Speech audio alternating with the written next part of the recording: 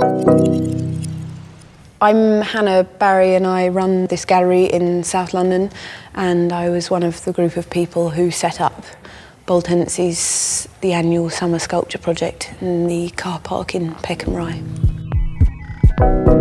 I'm Ollie Hogan and I'm part of an artist group called Lucky PDF, and we work with many different artists to collaborate on large projects that normally are in the realm of new media.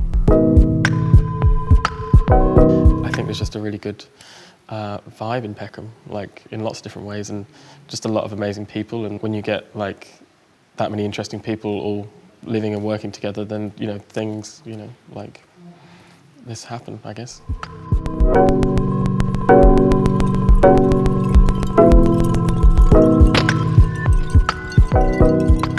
When I was asked to work on this project, the opportunity that Bex were giving to artists to be able to make works using AR technology, I thought to myself, how would I be able to do this? And I realised that I would like to work with two other people who knew a number of artists who had always expressed an interest, I mean particularly in the last 6 months to a year, in working with this kind of technology.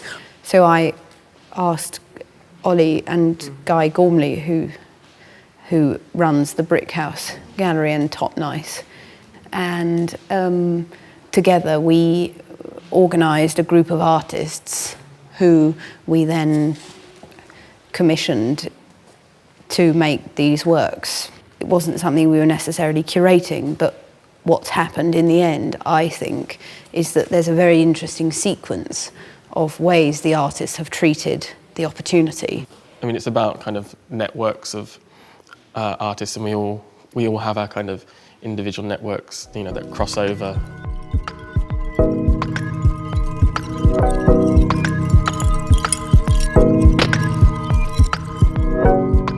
I think AR is interesting in the opportunity it presents, number one, because it's a relatively new medium. The experience of it is quite transient. It exists for however many seconds it exists, whilst your phone is trained on the certain coded situation.